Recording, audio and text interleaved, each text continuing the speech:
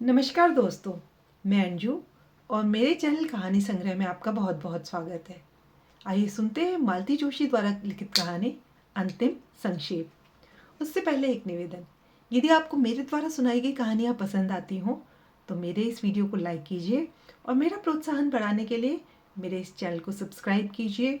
तो चलिए सुनते हैं कहानी अंतिम संक्षेप। प्रातः से ये फोन के पास ही बैठी थी। उनकी हरचंद कोशिश यही थी कि सावित्री या सुखलाल फोन न उठा ले। महिमा का जैसा स्वभाव है वो खूब जानती है। तैश में आ जाती है तो सामने कौन है इसका भी उसे होश नहीं रहता। और तभी घंटी बजी, ट्रिंग। उन्होंने लपक कर रिसीवर उठा लिया, पर उधर से सिवाय डायल टोन की कोई आवाज़ नहीं आई। तभी सुखलाल ने आकर सूचना दी, भाभी जी आई हैं। वे चौंकी, तो यह घंटी फोन की नहीं, दरवाजे की थी।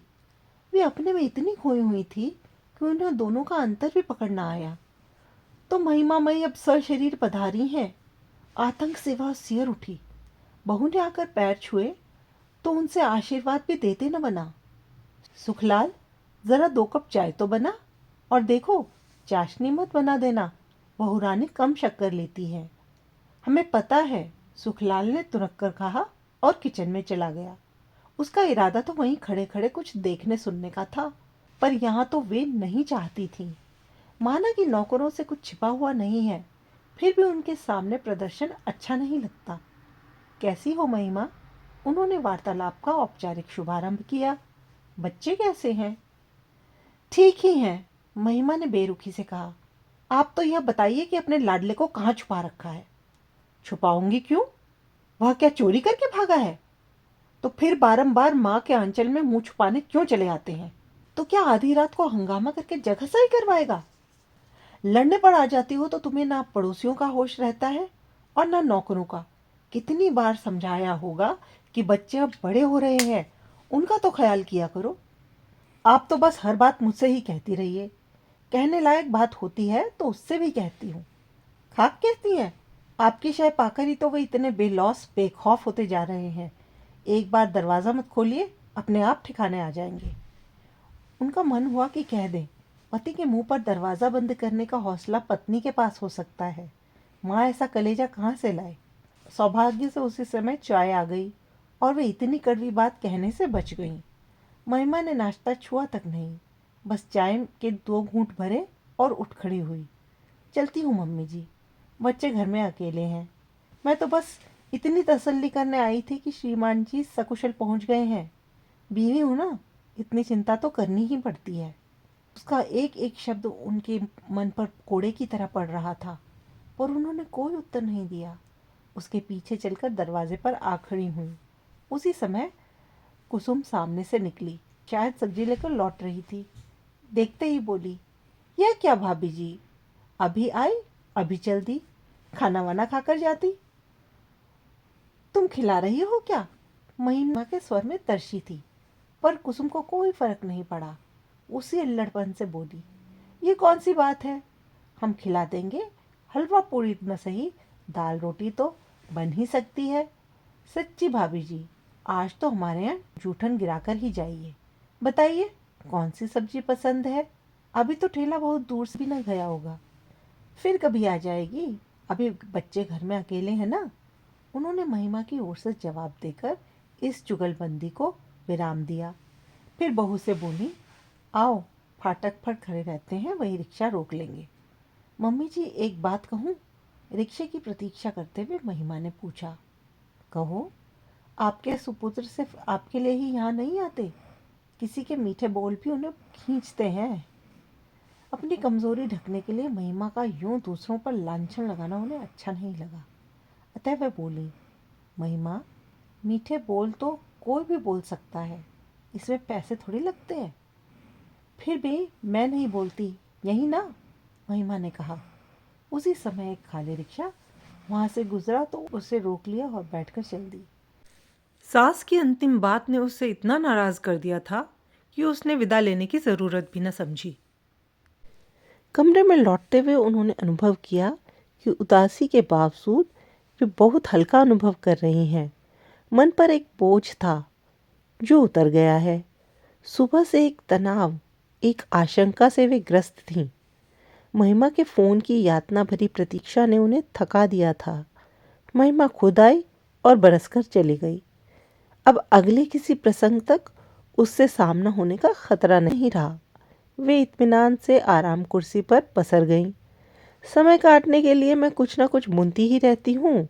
अभ्यासवश वो पुनिंदा भी उन्होंने उठा लिया, पर बुनने का मन नहीं हुआ। कमरे की खिड़की से पिछवाड़े का आंगन नजर आ रहा था। वे उधर ही देखती रहीं। कुसुम रस्सी पर कपड़े सुखा रही थी। कुसुम को देखते ही उनका मन उमगने लगता है। गजब की है यह लड़की, दिन भर फिरकनी की तरह घूमती रहती है, पर मजाल है कि कभी मुंह लटका हुआ मिला हो। गैरेज है और उसके पास वाला कमरा, बस इतनी सी जगह उसके पास है, पर अपने 1.5 कमरे के घर को भी हमेशा चमकदार रखती है। खुद तो साफ सुथरी रहती ही है। पति और बच्चों के कपड़े भी हमेशा लकदक मिलेंगे, और जितनी मिठास उसकी बोली में है उतना ही स्वाद उसके हाथ में है।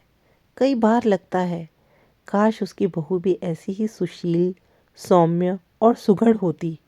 शायद इसलिए महिमा को कुसुम फूटी आंख नहीं सुहाती, हमेशा उसे चिढ़ी ही रहती है। जब शुरू शुरू में वो लोग रहने आए थे तो महिमा अक्सर झल्ला जाती। ये क्या भला पाल ली है आपने मम्मी जी, इतनी दूर से हम लोग मिलने आते हैं पर ज़रा भी प्राइवेसी नहीं मिल पाती। बच्चे अलग हुड़दंग किए रहते हैं। इससे तो अच्छा था किसी ऑफिस को ही ये कमरे उठा देती। ढंग का किराया तो आता।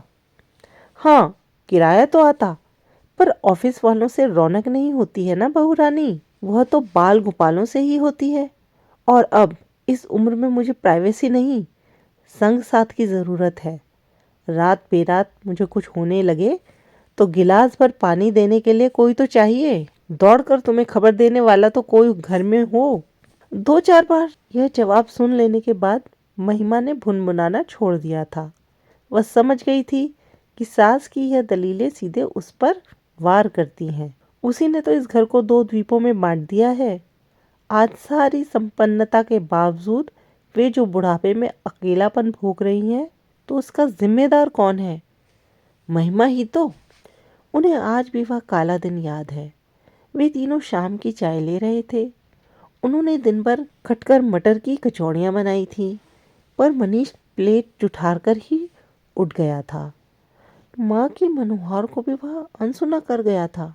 उसके जाने के बाद महिमा ने सपाट स्वर में कहा था, मम्मी जी, हम लोग इस संडे को शिफ्ट कर रहे हैं।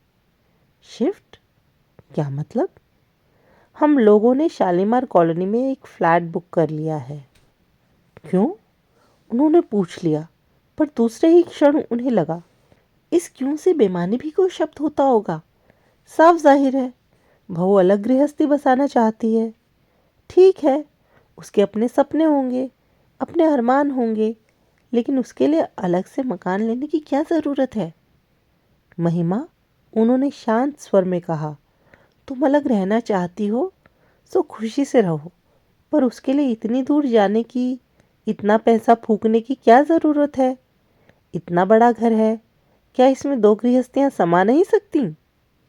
मेरी साफ गोई का बुरा न माने मम्मी जी, पर ऐसे माहौल में मैं अपने बच्चों को जन्म नहीं दे सकती। कैसा माहौल? आपको तो शायद अब आदत हो गई है, पर जैसी महफिलें यहाँ जमती हैं, जैसे लोग बाबूजी के साथ इकट्ठा होते हैं, उन्हें मैं बर्दाश्त नहीं कर सकती। महिमा, उनके स्वर में धार थी, तुम इस घर की पहली बहू तो नहीं हो? जानती हूँ मम्मी जी, पर वे जो मुझसे पहले आई हैं, कितने दिन आपके पास रही हैं? बस मेहमानों की तरह आती हैं और 4 दिन रहकर चली जाती हैं। मेरी तरह 30 दिन यहाँ रहना पड़े तो पता चले। अभी उसी दिन यहाँ होती तो मज़ा आ जाता। किस दिन की बात कर रही हो?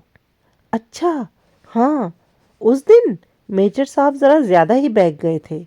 मैंने तो उसी दिन तुम्हारे बाबूजी से कह दिया था कि अब घर में बहू आ गई है, ढंग के लोगों को ही घर में बुलाया करें।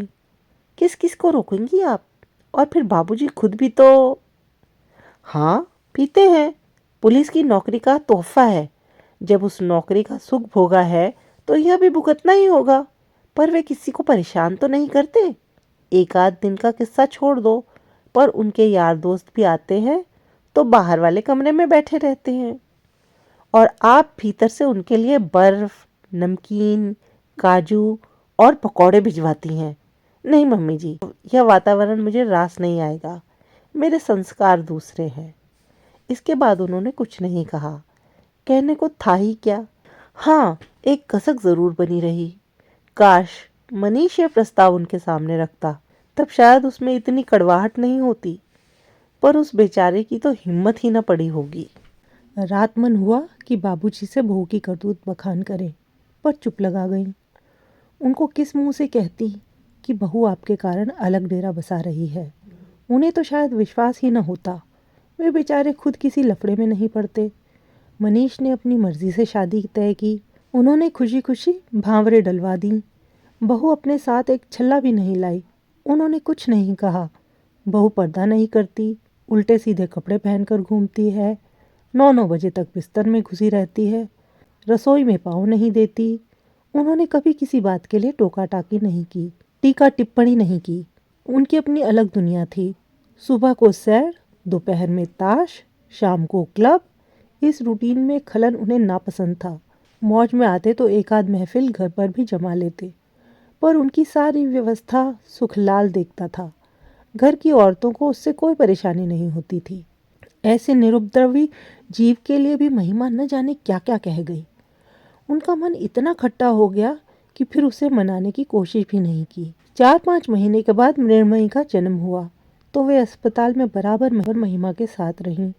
सारी परंपराओं का उन्होंने निर्वाह किया, पर बहू को घर आने के लिए नहीं कहा। वे दोनों स्वयं एक दिन 3 महीने की गदबदी बच्ची को लेकर बाबूजी से आशीर्वाद लेने आए थे। बाबूजी ने बच्ची को गोद में लेकर ढेर सारी आशीषें लुटाई थी। 1.25 तोले की चेन भी दी थी। फिर जब तन्मय हुआ तो उसे भी अंगूठी पहनाई गई। मतलब यह कि रस्मों रिवाज सब पूरे होते रहे, पर बाल गोपालों की किलकारियों से घर सूना ही रह गया। जब बहू का पांव भारी हुआ था, उनका मन सपने बुनने लगा था। यूँ तो सतीश के भी 2 बच्चे थे, पर उनका तो स्पर्श भी उन्हें याद नहीं है। कस्बे की लड़की है सुषमा, पर अमेरिका जाकर जैसे वहीं की हो गई है। बच्चों को ऐसे सहेज कर रखती है कि जैसे यहाँ सांस भी लेंगे तो बीमार हो जाएंगे। उन्हें तो प्यार भी करने से डर लगता है कि कहीं छूत न लग जाए। वे अपना मन अंजू मंजू के बच्चों से बहला लेती, पर पराई संतान से कहीं घर भरता है। एक मनीष के बच्चों की आस थी, वह भी टूट गई। पता नहीं बाबूजी ने इस दुख को कैसे घटका होगा, पर वे स्वयं तो एकदम ही बिखर गई थी। फिर बाबूजी भी चले गए और वे एकदम अकेली रह गईं। कौन विश्वास करेगा कि अकेलापन उन्हें मांगे मिल गया था। दुनिया भर की औरतें पति से पहले जाने की कामना करती हैं, पर उनके अंतर्मन ने हमेशा यही चाहा कि हे प्रभु, इन्हें मुझसे पहले उठा लेना। जैसे मैंने उनके नाज उठाए हैं और कोई नहीं उठा सकता। मेरे रहते तो इनकी शानो शौकत में, रौब-दाब में कोई कमी नहीं आ सकती, पर मेरे बाद ये ज़रा ज़रा सी चीज़ के लिए तरसेंगे, दूसरे का मुंह देखेंगे तो मुझे स्वर्ग में भी शांति नहीं मिलेगी। ईश्वर ने जैसे उनकी सुन ली। एक नामाकूल सी बीमारी से बाबूजी चल बसे। उनकी आन बान अंत तक बरकरार रही। पहाड़ से दुख को झेलते हुए एक संतोष उन्हें सांत्वना दे जाता था। दुख बस एक ही था, अब सब कुछ निबट जाएगा और 15 दिन बाद बच्चे अपने अपने घर चले जाएंगे, तो वे खाली दिनों को कैसे भरेंगी। ये सूना घर उन्हें काटने नहीं दौड़ेगा। अमेरिका लौटते हुए सतीश भी बहुत चिंतित था। बार बार कह रहा था, मम्मी मैं मनीष से कहता हूँ कि अब यहीं आकर रहे या फिर तुम हमारे साथ चलो। उनका भी मन हुआ कि महिमा से कहें, जिनसे तुम्हें शिकायत थी वे तो चले गए, अब वापस आ जाओ। पर ऐसा कहना भी मानो उस दिवंगत आत्मा का अपमान होता। वे जब्त कर गईं। सतीश को उन्होंने समझा बुझाकर भेज दिया। तब यह सदाशिव और कुसुम का जोड़ा उनके आश्रय में आया था। इन्हें घर की ज़रूरत थी, उन्हें संग साथ की, तो नाम मात्र के किराए पर इन्हें रख लिया गया। नई नई शादी हुई थी, गोद में 6 महीने का बच्चा था। मम्मी जी को तो जैसे स्वर्ग मिल गया। 1.5 साल बाद कुसुम के यहाँ दूसरा बच्चा हुआ तो उन्होंने सास से बढ़कर सेवा की। उसके लिए हरीरा बनाया, दवाइयाँ कूटीं गोंद मेथी के लड्डू बनाए, दोनों बच्चों को नहलाया धुलाया, साथ ही दर्जनों स्वेटर बना डाले। उनकी तुतली बोली से वो पुलकित होने लगी और आने जाने वालों के पास उनकी बाल लीलाओं का बखान करने लगी। अपने नाती पोतों के लिए जो वर्षों से संचित प्यार उनके मन में था, वह इस जुगल जोड़ी पर बरसने लगा। यूं तो ईश्वर ने उन्हें 4-4 बच्चे दिए थे, लेकिन लड़कियां तो अपने अपने घर की हो गईं और लड़कों में एक 7 समुंदर पार जाकर बैठा है और दूसरा शहर में भी है, तो किस काम का। वे तो अकेले ही पड़ गई हैं। शायद इसलिए परमात्मा ने राम लक्ष्मण उनके आंगन में भेज दिए हैं। महिमा सब देखती और चल भुन जाती। कहती, कुसुम के तो मज़े हैं, 200 रुपल्ली में महलों का सा सुख भोग रही है। मुफ्त की आया मिली हुई है, सो अलग। सुखलाल कहता है, भाभी जी ज़रूर कोई पिछले जन्म का लेखा जोखा रहा होगा, नहीं तो सारी दुनिया छोड़कर ये लोग यहीं क्यों आते। वे सब सुनती है और मुस्कुरा देती हैं। मनीष कोई 12 बजे सोकर उठा होगा। उठकर सीधे उनके सामने आकर बैठ गया। बिखरे बाल, उतरा चेहरा, उदास आंखें। उनका मन हुआ उसे बाहों में लेकर प्यार कर ले, पर वे जब्त कर गईं। एक ज़माना था, अब 2 बच्चों का बाप बन जाने के बाद भी वह उनकी गोद में लेट जाया करता था। महिमा ने ही उसकी यह आदत छुड़ाई थी। तब से वे भी एक औपचारिक दूरी बनाए रखती हैं। चाय पियोगे? ज़रूर, लेकिन तुम्हारा तो खाने का समय हो रहा है ना। तुम नहा धो लो, फिर खा लेंगे। चाय पीकर वह नहाने चला गया। वे उठकर रसोई में जाने को ही थी कि रिंग आई। हेलो दादी माँ, मैं मीनू बोल रही हूँ। डैडी जाग गए क्या? हाँ, अभी अभी उठा है, नहाने गया है। थोड़ी देर बाद बात कर लेना। हाँ, मौका लगा तो ज़रूर करूँगी। दरअसल मैं उन्हें विश करना चाहती हूँ, आज उनका बर्थडे है ना। ओह माँ, उनके दिमाग से यह तारीख कैसे उतर गई? बच्चों के जन्मदिन मनाने का तो उनका ख़ास अंदाज हुआ करता था। बच्चे जब छोटे थे तब तो खूब हंगामे हुआ करते थे। अब वैसा तो नहीं हो पाता, पर वे याद ज़रूर रखती हैं। बाहर वालों को कार्ड या पैसे भेज देती हैं, फ़ोन कर लेती हैं, मनीष के यहाँ मिठाई लेकर पहुँच जाती हैं या फिर उन लोगों को घर पर बुला लेती हैं। चीनू मीनू के जन्मदिन तो अक्सर यहीं मनाए जाते हैं, और आज उन्हें मनीष का जन्मदिन भी याद न रहा। वे सचमुच बूढ़ी होती जा रही हैं। उन्होंने फौरन सुखलाल को बाजार भेजा, सावित्री को मटर पुलाव और रायता बनाने का आदेश दिया और खुद हलवा भूनने बैठ गई। माँ बेटे दोनों खाने पर बैठे तो मेज़ पकवानों से भरी हुई थी और पूरा कमरा अगरबत्ती से महक रहा था। अरे वाह, आज तो फीस्ट हो गई, मनीष ने कहा। Birthday feast? Birthday? Oh yes, आज मेरा हैप्पी बर्थडे है ना। वह उठा और अपने माँ के पैर छू लिए, फिर उनके गले में बाहें डालकर बोला, तो आपका यह नालायक बेटा आज कितने साल का हो गया? 36 का।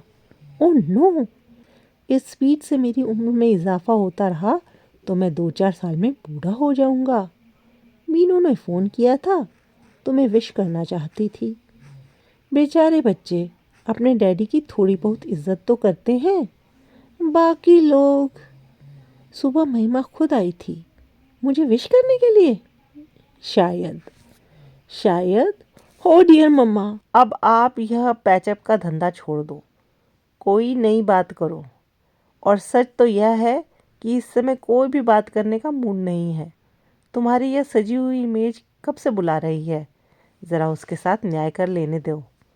वह टूट पड़ने के अंदाज से शुरू तो हो गया, पर 2-4 कौर खाकर ही उसने हाथ रोक लिया। अभी महिमा जो मुझ पे यह सब खाते देख लेना तो गजब हो जाए। सच कहता हूँ, शी विल किल मी। इत्मीनान रखो, आज की तारीख में वह दोबारा नहीं आएगी। तो क्या हुआ, ये डॉक्टर लोग डरा देते हैं ना। एक तो तगड़ी फीस लेते हैं, ऊपर से भूखा मारते हैं। खाना खाकर वह फिर लेटने के मूड में था, पर उन्होंने टोक दिया, अब सीधे कर जाओ, बच्चों के लिए इमरती और कचौड़ियाँ रख दी हैं, ले जाना, और महिमा को ये साड़ी देना, शाम को पहनेगी। मम्मी, जन्मदिन मेरा है, उसका नहीं। पुरानी साड़ी है रे, उसे पसंद है, इसलिए दे रही हूँ। और बेटे, तुम तो अपने हो, तुम्हें कुछ ना भी दूँ तो फर्क नहीं पड़ता, पर बहुओं को तो साधे रखना पड़ता है ना। वाह, क्या कहने, कितनी बहुएं साध ली आपने, जरा बताइए तो। मनीष ने हंसकर कहा, पर उसकी आंखों में उदासी के डोरे छलक आए थे। मनीष गया और वे निढाल होकर लेट गई। क्या हो गया इन बच्चों को, गृहस्थी की डोर कैसे उलझा कर रखती है। 15 दिन भी शांति से नहीं बीत पाते। शहर के दूसरे छोर पर रहता है मनीष, पर उस घर की अशांति की आंच उन तक आती ही रहती है। हर धमाके की गूंज उनके शांत जीवन को अस्त व्यस्त कर जाती है। पहला विस्फोट शायद उस दिन हुआ था जब मनीष क्लब से बेतहाशा पीकर लौटा था। घर में अच्छा खासा हंगामा हुआ होगा। नौकर ने खबर कर उन्हें फ़ोन किया था और वे उतनी रात को रिक्शा करके यहाँ पहुँची थी। पहले तो उन्होंने मनीष को खूब आड़े हाथों लिया था, फिर पुचकारते हुए बोली, बेटे, तुम तो जानते हो, इसी एक ऐप के कारण तुम्हारे देवता स्वरूप पिता बिरादरी में कभी सिर ऊंचा करके नहीं चल सके। रिश्तेदारों से हमेशा मुंह छिपाते रहे, फिर जानते बूझते उसी लकीर पर क्यों जा रहे हो। उत्तर में मनीष उनकी गोद में मुंह छिपाकर रो दिया था। उस रुलाई में कितने दुख, कितनी व्यथा छिपी हुई थी। पिता को खोने की पीड़ा थी, अंतिम समय में उनकी सेवा न कर पाने का मलाल था, और माँ के अकेलेपन का एहसास था जो उसकी छाती पर बोझ बनकर बैठ गया था। बेटे की करुणा से उनकी ममता जैसे कृतार्थ हो गई। उसकी पीठ पर हाथ फेरते हुए बोली, माँ बाप किसी की जिंदगी भर नहीं बैठे रहते, आगे पीछे उन्हें जाना ही पड़ता है। तुम्हें तो खुश होना चाहिए कि तुम्हारे बाबूजी अपनी सारी जिम्मेवारियां पूरी करके गए हैं। मुझे भी उन्होंने मझधार में नहीं छोड़ा है, पूरी व्यवस्था कर गए हैं, और मैं ऐसी अकेली भी कहाँ हूँ। बस एक फ़ोन खटकाने की बात है। फिर बहू को समझाया था, इस तरह सामने वाले पर एकदम चढ़ नहीं बैठते बहू रानी, ज़रा सब्र से काम लेते हैं।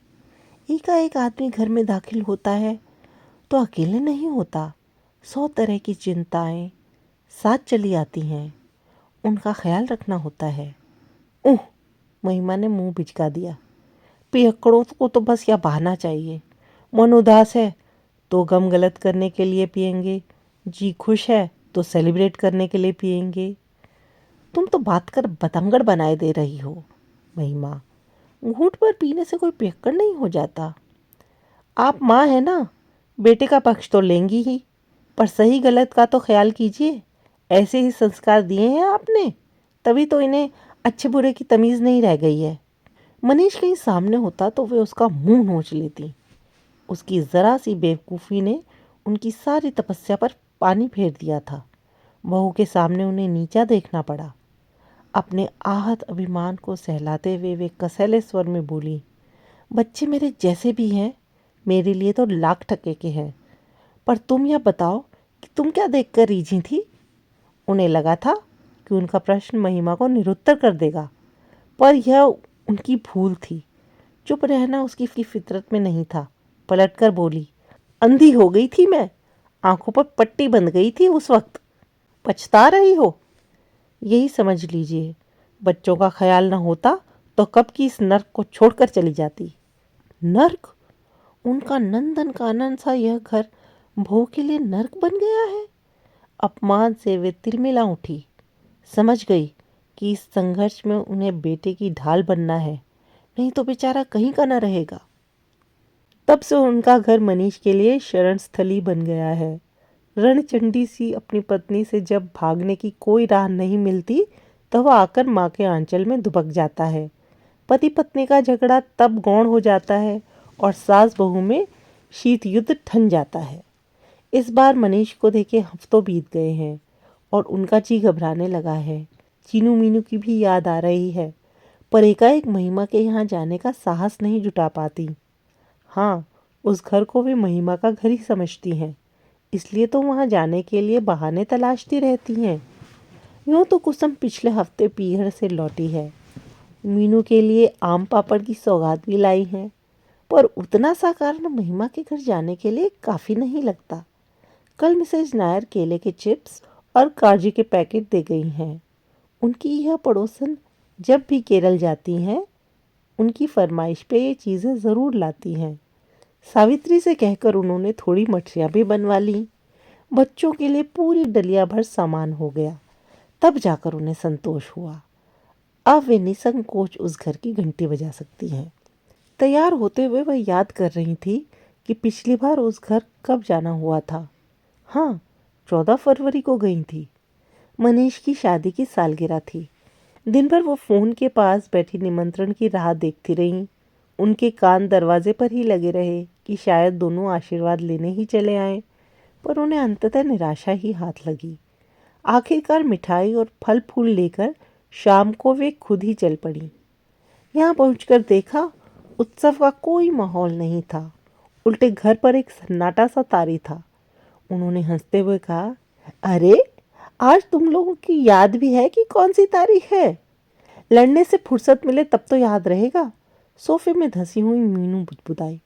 उसका वाक्य पूरा भी न हुआ था कि महिमा उस पर झपटी। उन्होंने लपक कर उसका हाथ पकड़ लिया। ये क्या कर रही हो? सयानी लड़की पर यूं हाथ उठाया जाता है? महिमा एकदम फुफकार उठी। कम से कम मेरे बच्चों के सामने तो मुझे जलील मत कीजिए। और पैर पटकती हुई वह अपने कमरे में चली गई। वे स्तब्ध रह गई। क्या इस तरह अपमानित होने के लिए ही वे उतनी दूर से आई हैं? मन तो हुआ कि उल्टे पैरों लौट जाएं, पर बच्चों के उदास चेहरे देखकर उनके पांव रुक गए। आंखों में याचना लिए दोनों इनके पास सिमट आए थे, मानो माँ की बेअदबी के लिए क्षमा मांग रहे हों। उनके सिर पर हाथ फेरते हुए फिर वे बच्चों के ही कमरे में जाकर बैठ गई। थोड़ी देर बाद वातावरण ज़रा हल्का हो गया तो मीनू ने उन्हें वो पेंटिंग दिखाई जो उसने मम्मी पापा के लिए बनाई थी। चीनू भी बड़ा प्यारा सा कार्ड लाया था। सुबह चाय की मेज़ पर ही सरप्राइज़ देने का विचार था, पर झगड़ा शायद उससे भी पहले शुरू हो गया था। पापा सुबह से ही गायब हैं, खाने पर भी नहीं आए। झगड़ा फिर किस बात पर हुआ था क्या पता। और आजकल कारण की तो शायद ज़रूरत ही नहीं पड़ती, दोनों सामने पड़ते ही शुरू हो जाते हैं, मीनू ने बताया। सच दादी, हम लोग तो इतने बोर हो जाते हैं कि क्या बताएं। दोस्तों के सामने इतनी शर्म आती है कि बस। चीनू भुनभुना रहा था। सच कहता हूँ, मैं किसी दिन घर छोड़कर भाग जाऊंगा। धत पगले, ऐसी बात नहीं करते, उन्होंने उसे पुचकारते हुए कहा। पर वे सचमुच डर गई थी। इस कच्ची उम्र का कोई भरोसा है? आवेश में बच्चे कुछ भी कर सकते हैं, पर इनके माँ बाप को अक्ल आए तब ना। बच्चों को समझा बुझाकर चलने को हुई तो महिमा ने आकर रास्ता रोक लिया। नहीं मम्मी जी, आप इस तरह चली जाएंगी तो मैं समझूंगी नाराज होकर जा रही हैं। यह खूब रही, पहले तो बदतमीजी करो और फिर आकर लाड जताओ। तब तक चीनू रिक्शा ले आया था, पर महिमा ने उसे लौटाते हुए ऐलान कर दिया, दादी खाना खाकर जाएंगी। वे चाहती तो जिद कर सकती थी, पर बहू के आंसू धुले चेहरे को देखकर ममता हो आई। माँ की मनोहार भरी मुद्रा देखकर बच्चों के चेहरे भी खिल उठे थे। बेचारे दिन भर घर में मुंह लटकाए बैठे थे। घर का माहौल बदलते ही खुशी खुशी संगी साथियों से मिलने चले गए। घर सूना हो गया। उस एकांत का लाभ उठाते हुए वे बोली, महिमा, मैं यहाँ खाना खाने नहीं आई थी, मैं तो तुम लोगों की खुशी में शरीक होने आई थी। पर यहाँ आकर पता चला कि खुशी नामक चीज़ ही इस घर से गायब है। महिमा ने उनका वाक्य पूरा किया। और अब आप इसके लिए मुझे ही दोषी ठहराएंगी, ठीक है ना? उन्होंने कोई जवाब नहीं दिया और चुपचाप मटर की फलियां छीलने बैठ गई। वे व्यर्थ में विवाद से बचना चाहती थी। इस उम्र में ये तनाव उनसे झेले नहीं जाते, पर महिमा तो कमर कसकर बैठी थी शायद, इसलिए मम्मी जी को मनोहार करके खाने के लिए रोक लिया था। मम्मी जी, वह शुरू हो गई, पानी अब सचमुच सिर से ऊपर होता जा रहा है। मेरी सहनशीलता की सारी सीमाएं समाप्त होती जा रही हैं। इस तरह हिम्मत नहीं हारते महिमा, औरतों को तो सहना ही पड़ता है। उनकी सहन शक्ति के बल पर ही तो गृहस्थी की इमारत खड़ी होती है। वह तो नींव है घर की। क्यों? घर के अकेली औरत का होता है जो कुछ सहना है, झेलना है, वह क्या सिर्फ उसके ही मत्थे आएगा? पुरुष की कोई जिम्मेदारी नहीं है? मैं तुमसे बहस में जीत नहीं सकती महिमा, क्योंकि मेरे पास डिग्रियां नहीं है, सिर्फ अनुभव है।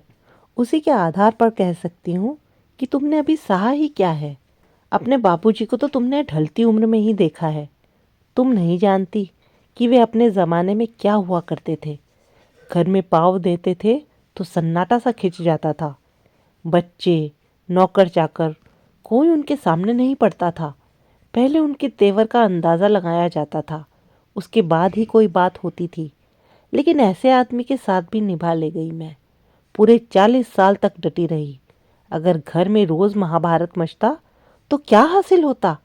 बच्चे क्या किसी लायक बन पाते? उल्टे घर से भाग लेते। ये घर छोड़ने वाली बात वे अनायास ही कह गई थी। शायद चीनू की बात मन में घर कर गई हो। बाबूजी पुलिस वाले थे ना? महिमा ने उसास भरकर कहा। रोब दाब तो उनका होना ही था। पीते पिलाते भी रहते होंगे, पर कम से कम दूसरी औरतों का चक्कर तो न था। बहुत सारी न सही, पर एक औरत तो उनकी जिंदगी में भी आई थी। क्या कह रही हैं? सच ही कह रही हूँ। और कितनी शांति से, कितने इत्मीनान से कह रही हैं। तो क्या हाय तौबा मचाऊं? वह तो उस वक्त भी नहीं मचाई थी। अब बासी कड़ी को उबाल क्यों दूं? और सच पूछो तो बवाल मचाने जैसा कुछ था भी नहीं। एक बात थी जो उठने से पहले ही दब गई। इनकी बुआ की ननद थी। एक तो उस रिश्ते से शादी संभव नहीं थी, तिस पर वह बाल विधवा भी थी। उस जमाने में तो ऐसे ब्याह को कोई सोच भी नहीं सकता था। इसी बात पर पढ़ाई लिखाई छोड़कर वे पुलिस में भर्ती हो गए थे। पीने की लत भी शायद तभी पाल ली थी। आपको बुरा नहीं लगता था? क्यों नहीं, पर मैंने उस बात को प्रारब्ध का लेख समझकर स्वीकार कर लिया था। एक बार अगर भाग्य के लिखे से समझौता कर लो तो सहने में आसानी हो जाती है। वाह, क्या जीवन दर्शन है, क्या फिलॉसफी है। जब तक ये समझ पाती कि महिमा उनकी प्रशंसा कर रही है या उपहास, उनका स्वर आक्रामक हो उठा। आप सोच रही होंगी कि आपने बड़ा भारी त्याग किया है, एक आदर्श स्थापित किया है, पर शायद आप नहीं जानती कि आपने अपने साथ तो छल किया ही है, अपने बच्चों के साथ भी अन्याय किया है। क्या बात करती है? उल्टे मैंने तो बच्चों का मुंह देखकर ही ये जहर का घूंट पिया था। यही तो मैं कह रही हूँ। क्यों पिया था जहर? बच्चों के सामने अपनी सहनशीलता की गलत मिसाल कायम करने की क्या जरूरत थी? अब आपके बच्चे अपनी बीवियों से भी यही दरियादिली की अपेक्षा रखते हैं। वे भी चाहते हैं कि उनकी सारी कारगुजारी आंख मूंदकर स्वीकार कर लूं और आवाज भी ना उठाऊं। यह नहीं होगा, मैं कह देती हूँ। महिमा, उन्होंने शांत स्वर में कहा, मेरी पीढ़ी का जो धर्म था मैंने निभाया। वह धर्म तुम्हारा नहीं हो सकता, मुझे मालूम है। हम दोनों की सोच में पूरे 32 साल का अंतर है। इसलिए कहती हूँ कि तुम अपने युग की मान्यताओं पर चलो, पर बीती बातों को लेकर बहस करने बैठ जाओगी तो बड़ी मुश्किल होगी। बच्चे बाहर से लौट आए थे और उस दिन यह बात वहीं रुक गई थी। बाद में घर लौटकर यह बात उनके मन में कौन थी कि महिमा ने ये औरतों वाली बात क्यों उठाई थी। इसके बाद मनीष एक आध बार घर भी आया था। एक बार दोनों साथ आए थे, पर इतने खुश नजर आ रहे थे कि बेवजह यह बात उठाने का मन ही नहीं हुआ। मनीष शुरू से ही हंसोड़ और खिलंदड़ किस्म का लड़का रहा है। उस घर का माहौल तो पता नहीं कैसा हो गया है, पर इस घर में सारी रौनक मनीष के दम से ही हुआ करती थी। बाहर भी उसके चाहने वालों की कमी नहीं थी। जहाँ खड़ा हो जाता था अपने इर्द गिर्द भीड़ जुटा ही लेता था। अपने हंसमुख और सुदर्शन व्यक्तित्व के कारण लड़कियों को भी वह आकर्षित किए रहता था। अंजू मंजू की सहेलियों का तो वह चहेता भैया हुआ करता था। अपने बेटे की लोकप्रियता पर जितना उन्हें नाज था, उतना ही महिमा को चिढ़ थी। पति की मंडली उसे फूटी आंखों नहीं सुहाती थी। अभी जाति की उसकी कल्पनाएं बहुत अलग थीं। वह मनीष को उसमें फिट करना चाहती थी और सारे झगड़े वहीं से शुरू होते थे। मनीष धीरे धीरे घर से छिटकता जा रहा है, यह वे भी अनुभव कर रही थी। पर बाहर क्या कोई तार सचमुच जुड़ गया है या यह भी महिमा का एक वहम ही है? महिमा के यहाँ जब भी जाने का मन हुआ, इसी असमंजस ने उनका रास्ता रोक लिया। किसी भी अप्रिय विवाद से ये हमेशा बचना चाहती हैं और महिमा की बहस के लिए जैसे तैयार खड़ी रहती हैं। उस दिन भी फिर जाना नहीं हो सका। फल फूल की डलिया वहीं पैसेज के रैक में पड़ी रही। तीसरे दिन सुबह सुबह घंटी बजी। दरवाज़ा खोलकर देखा तो मीनू थी। उन्होंने लपक कर उसे अंग में भर लिया। चलो, अपनी बूढ़ी दादी की तुम्हें याद तो आई? मैं 2 दिन से पोटली बांध कर बैठी हूँ, पर निकलना ही नहीं हो पाया। लेकिन कहते हैं ना कि दिल को दिल से राह होती है। उनकी बात पूरी होने से पहले ही मीनू छिटक कर सोफे पर जा बैठी और गंभीर स्वर में बोली, दादी, घर से किसी का फ़ोन आए तो बताना मत कि मैं यहाँ हूँ। क्या मतलब? उस दिन आपने चीनू से कहा था ना कि अगर कभी भागने का मन हो तो सीधे मेरे यहाँ चले आना, मैं छुपा लूँगी। तो तुम भाग कर आई हो? जी। क्या फिर कोई झगड़ा हुआ है? हुआ तो नहीं, पर होगा ज़रूर। पापा टूर पर दिल्ली गए हैं, आज ही लौटने वाले हैं। मम्मी को पता चला है कि मोनिका आंटी भी उनके साथ गई हैं। बस शाम से ही भरी बैठी हैं।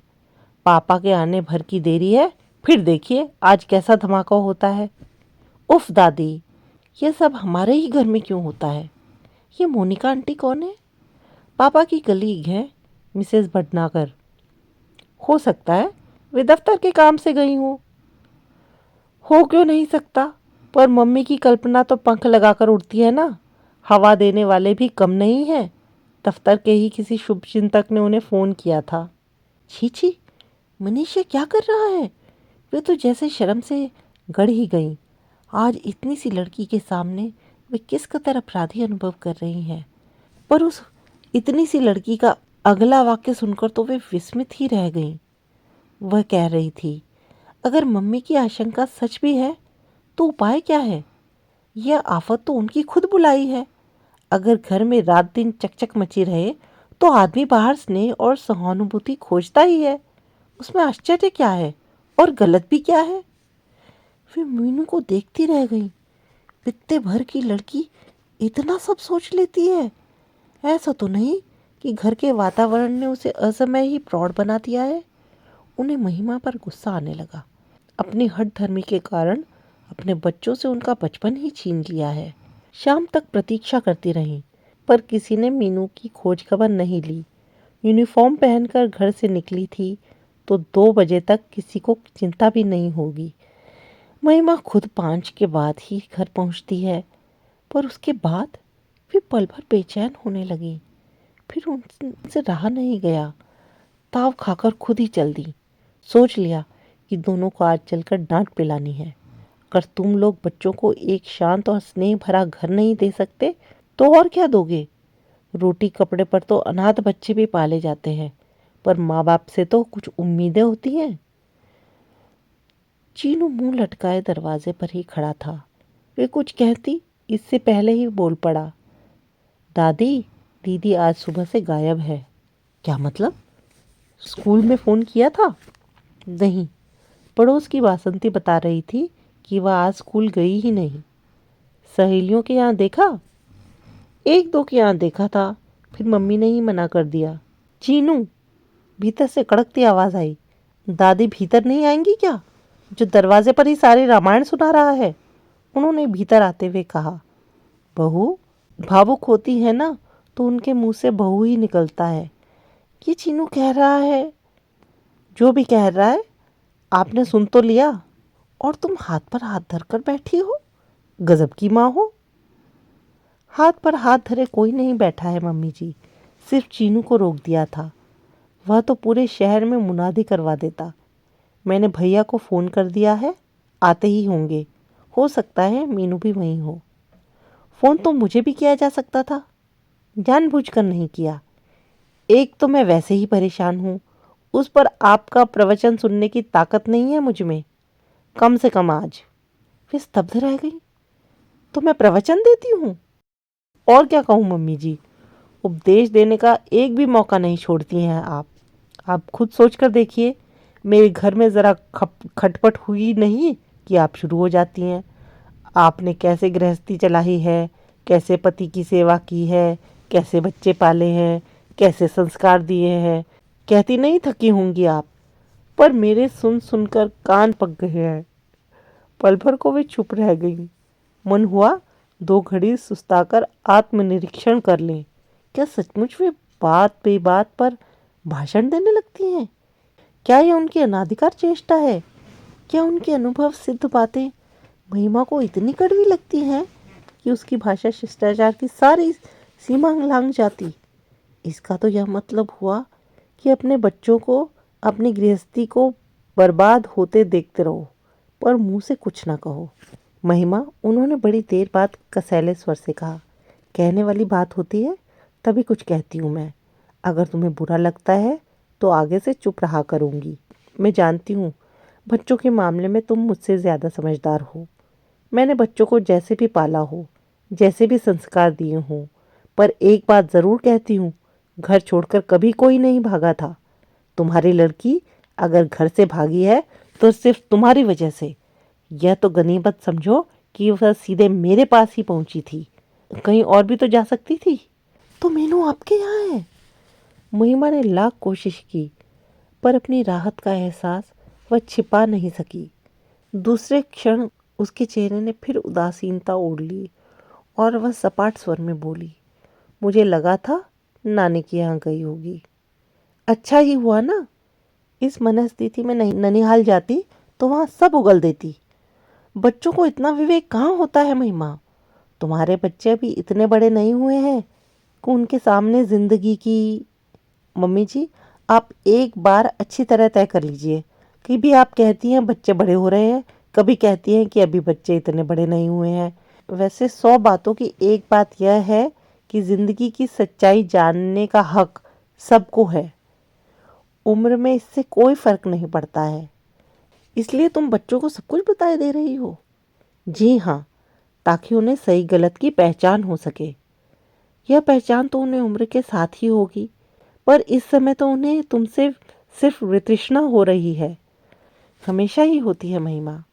माँ बाप जब 2 खेमों में बंट जाते हैं तो बच्चे किसी एक का पक्ष लेते हैं, और यह पक्ष वही होता है जो चुप रहता है। वह सारी सहानुभूति बटोर लेता है। तुम कहोगी मैं फिर शुरू हो गई, पर क्या करूं? इस लड़ाई में तुम इतनी अकेली पड़ गई हो कि कहे बिना रहा भी नहीं जाता। आश्चर्य! इस बार महिमा ने कोई जवाब नहीं दिया। लगा कि इस व्यर्थ की बहसबाजी से वह थक गई है। मज़े की बात तो यह थी कि बहस के असली मुद्दे से दोनों ही कतरा रही थी। मीनू का तो बहाना भर था। वे तो यहाँ मनीष की खोज में आई थी, पर जब महिमा ने उसका जिक्र तक नहीं किया तो वे चुप लगा गईं। अपना आना उन्हें एकाएक अप्रासंगिक लगने लगा। अतः उठते हुए बोली, मैं अब चलूँगी। लड़की घर में अकेली है। मैं तो इसलिए आई थी कि तुम्हें खबर भी दे दूँ और कपड़े भी लेती चलूँ। 2-4 दिन अपने ही पास रखूँगी। महिमा ने कोई प्रतिवाद नहीं किया। चीनू जब तक रिक्शा लाया वह मीनू का बैग भर चुकी थी। लौटते हुए उनकी आंखों के सामने महिमा का बुझा बुझा सा चेहरा घूमता रहा। इतना हताश और उदास उसे पहले कभी नहीं देखा था। उसने मनीष का नाम नहीं लिया तो क्या हुआ? वे जानती हैं कि वह मन ही मन उफन रही होगी। उसके रोष की आंच ने तो आज उन्हें भी नहीं बख्शा था, और रोष आना स्वाभाविक ही है। उन्हें याद है जब पहली बार उन्हें उमा के बारे में मालूम हुआ था तो वे कितना रोई थी। बच्चे अगर गोद में न होते तो वो कुएं में छलांग लगा देती। अपनी सोने सी घर गृहस्थी पल भर में उनके लिए मिट्टी हो गई थी। सतीश और अंजू को उठाकर वे सीधे अजमेर अपने पीहर पहुंच गई थी। महीना भर खूब आनंद में, भरपूर लाड प्यार में बीता। फिर लगा कि धीरे धीरे भाभीियों के तेवर बदलने लगे हैं। ननद के पास बैठकर हंसी ठिठोली करना, उसकी पसंद की चीज़ें बनाना, बच्चों के लिए खेल खिलौने लाना, ये बातें धीरे धीरे कम होने लगी। कहाँ तो वे उसे पानी का गिलास नहीं उठाने देती थी। अब कई बार शाम को पूरा चौका उसके भरोसे छोड़ पति के साथ घूमने निकल जाती। सिनेमा जाते ननद को साथ ले जाना भी उन्हें नागवार गुजरता। भाइयों के स्नेह के उत्ताप में भी कुछ कमी आने लगी। माँ की आंखें भी जैसे कुछ पूछती सी लगती। 3 महीने बीतते बीतते उनका मन भर गया और वे चुपचाप घर लौट आई। अच्छा हुआ जो जाते समय कोई तमाशा करके नहीं गई थी, नहीं तो लौटने का रास्ता भी नहीं रह जाता। गृहस्थी की गाड़ी पुनः ऐसे चल पड़ी मानो बीच में कोई व्यवधान ही ना आया हो। फिर मनीष और अंजू भी आ गए। अपने घर परिवार में वे पूरी तरह रच बस गईं। लेकिन फिर भी जब कभी बाबूजी किसी काम से कानपुर की ओर निकल जाते, उनकी रातों की नींद गायब हो जाती। दिल पर जैसे सांप लौटने लगते। अपनी यह कमजोरी वे महिमा के सामने कभी स्वीकार नहीं करेंगी, क्योंकि वे उनके सामने छोटी नहीं पड़ना चाहती। वे जानती है कि महिमा उनकी तरह ढुलमुल नहीं रहती। जिस दिन पानी सिर के ऊपर निकल जाएगा, छिटक कर दूर खड़ी हो जाएगी। उसके पास सिर्फ संकल्पों का बल ही नहीं है, साधन भी है। वे भी अगर महिमा की तरह सक्षम होती तो शायद आज चित्र कुछ दूसरा ही होता। पर वे शहीदाना भाव लिए अपना दाम्पत्य निभाते रहीं, क्योंकि पति को जीतने का यही एक नुस्खा उनके पास था। इसी समर्पण भाव के कारण बाबूजी जीवन के अंतिम क्षणों तक आश्रित बने रहे। खैर, वह तो एक अधूरी प्रेम कथा थी, एक भूली बिसरी प्रणय गाथा, जिसे उनकी कल्पना ने ही हवा देकर बड़ा बना दिया था। अगर किन्हीं तरल क्षणों में बाबूजी यह आत्मनिवेदन न करते तो शायद उन्हें पता भी नहीं चलता। पर यह मनीष, लगता है यह तो सचमुच राज रचा रहा है। अगर ये मिसेज भटनागर वाली बात सच है तो मनीष के घर को अब भगवान भी नहीं बचा सकते। क्योंकि एक बात तो तय है कि महिमा अन्याय कभी बर्दाश्त नहीं करेगी, और हर बार उसे ही कटघरे में तो खड़ा नहीं किया जा सकता। घर लौटकर देखा, ड्राइंग रूम में एक सूटकेस पड़ा है। कौन आया है? उन्होंने पूछा। पापा हैं, मीनू ने बताया। पापा? अब इस वक्त कौन सी गाड़ी है? दोपहर को ही आ गए थे, शायद सीधे दफ्तर चले गए और फिर दफ्तर से घर जाने की हिम्मत नहीं पड़ी होगी। महिमा ठीक ही तो कहती है, बिगड़ैल बच्चे की तरह पहले तो शैतानी करता है, माँ के आंचल में मुंह छिपाने चला आता है। कब तक चलेगा यह सब? कब तक वे उसकी ढाल बनी रहेंगी, उसकी पैरवी करती रहेंगी? बेटे के साथ साथ उनका विवेक भी खो गया है। पापा कहाँ हैं तेरे? फ्रेश हो रहे हैं। वे सोफे पर बैठकर उसकी प्रतीक्षा करती रहीं। नहाकर निकला मनीष तो अपनी उसी बेलौस अंदाज से बोला, हाय मॉम, आप इतनी रात को कहाँ चली गई थी? प्रताप के पास गई थी। इतनी देर में उन्होंने जवाब सोच लिया था। प्रताप के पास? क्यों? एक तो रिजर्वेशन कराना था, दूसरे वो बहुत दिनों से कह रहा था कि एक ऑफिस की ज़रूरत है। मैंने कहा यहाँ आ जाओ, अगले 2 कमरे तुम्हें दे दूंगी। मेरे जाने के बाद कम से कम घर में बस्ती तो रहेगी। अगर दूसरा कोई किराएदार रखूंगी और वह घुसकर बैठ गया तो मुसीबत होगी। पर आप जा कहाँ नहीं हैं? अभी तो अंजू के पास जा रही हूँ, वहाँ से मुंबई मंजू के पास चली जाऊंगी। सोचती हूँ अमेरिका जाने से पहले दोनों लड़कियों के पास एक एक महीना रह लूँ। वहाँ से डॉक्टर साहब टिकट वगैरह का भी इंतज़ाम कर देंगे। तुम अमेरिका जा रही हो? क्यों? क्यों न जाऊँ? मेरा एक बेटा वहाँ भी तो बैठा है, बेचारा कब से बुला रहा है। अभी मेरे हाथ पांव साबुत है, आंखें भी काम दे रही हैं। अभी जाऊंगी तो कुछ घूम फिर लूंगी, देख सुन लूंगी। बाद में तो जैसे यहाँ वैसे वहाँ। मनीष का चेहरा लटक गया। बड़ी देर बाद धीरे से बोला, जानने का सोचा है? यह तो बड़ी अच्छी बात है, भैया का मन रह जाएगा। पर यहाँ प्रताप को बिठाने की क्या ज़रूरत है? एक बार जम गया तो उसकी नीयत भी बदल सकती है, संबंधों में दरार पड़ जाएगी। तो तुम आ जाओ, उन्होंने छूटते ही कहा। तो मनीष एकदम चौंक पड़ा। पता नहीं क्यों उसके अवचेतन में यह बात घर कर गई थी कि लड़का बेघर हो गया है, इसलिए बहक गया है। अपनी 4 दीवारी में आएगा तो उसका मन स्थिर हो जाएगा। उसी समय सुखलाल चाय लेकर आया। वे घर लौटी तो उन्हें भी चाय की ज़रूरत महसूस हुई थी, पर मनीष का सूटकेस देखते ही वह सब कुछ भूल भाल गई थी। पर सुखलाल तो भैया जी की आदत जानता है। उनके नहाकर निकलते ही वह चाय ले आया। भीतर जाते हुए वह सूटकेस लेकर चलने लगा तो मम्मी जी ने रोक दिया। सूटकेस यहीं रहने दो सुखलाल, भैया अभी वापस जाएंगे। मनीष और मीनू दोनों ने चकित होकर उनको देखा। पर वे उस विस्मित दृष्टि को अनदेखा कर बोली, और देखो, खाना ज़रा जल्दी ही बना लेना। सफ़र का थका हुआ है मनीष, जल्दी घर जाकर आराम करेगा। जी, बस अभी बना जाता हूँ। मम्मा, सुखलाल के जाते ही मनीष ने कहा, मैं सचमुच बहुत थका हुआ हूँ और आज की रात शांति से सोना चाहता हूँ। तो मैं घर नहीं जाऊँगा।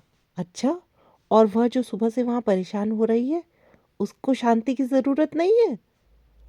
तुम में तो इतनी सी भी कर्टसी नहीं है कि आने के बाद ही उसे फ़ोन कर देते।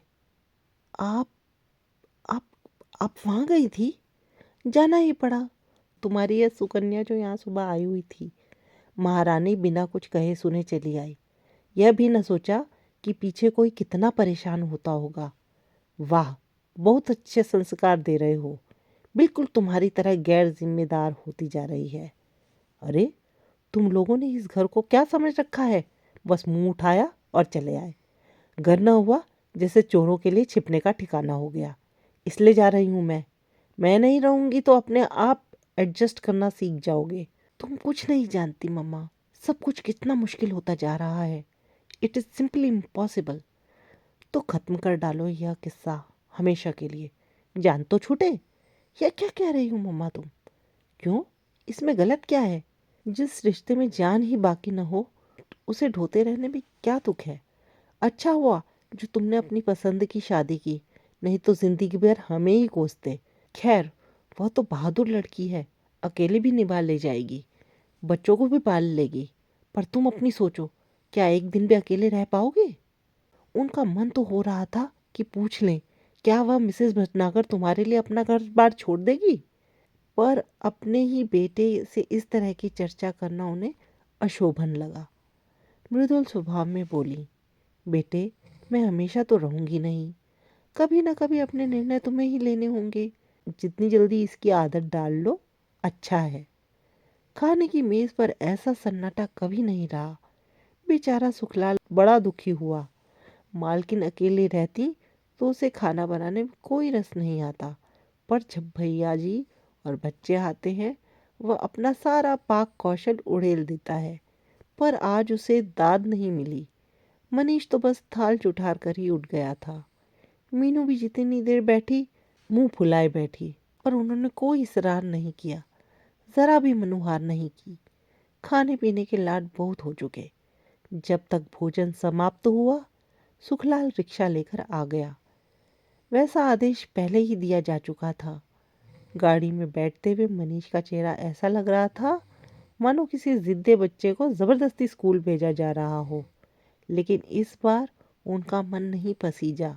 हाँ, मीनू एकदम पापा की परछाई सी साथ जाने के लिए तैयार हो गई, पर उन्होंने सख्ती से मना कर दिया। गुस्से से पैर पटकती वह ऊपर कमरे में चली गई और भड़ाक से दरवाज़ा बंद कर दिया। जाते ही चीनू को भेज देना, विदा के रूप में उन्होंने बस इतना ही कहा। टैक्सी आंखों से ओझल होते ही वह भीतर आई। घर एकदम खामोश था। इसी एकांत की तो उन्हें प्रतीक्षा थी। उन्होंने तुरंत नंबर घुमाया। महिमा, तुम्हारा भगोड़ा कैदी मैं वापस भेज रही हूँ।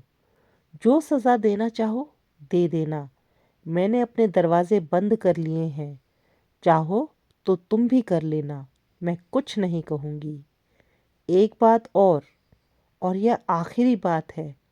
महिमा, पति ताले में कैद करके रखने की चीज़ नहीं है। उसे तो मन की डोर से बांधना पड़ता है। वह चाहे कहीं भी भटकता रहे, बसेरे के लिए अपने ठिकाने पर ही लौट कर आता है। आशा करती हूँ आपको मेरे द्वारा सुनाई गई ये कहानी ज़रूर पसंद आई होगी। जल्द ही लौटूंगी एक और नई अच्छी सी कहानी के साथ। तब तक अपना ध्यान रखिए। धन्यवाद।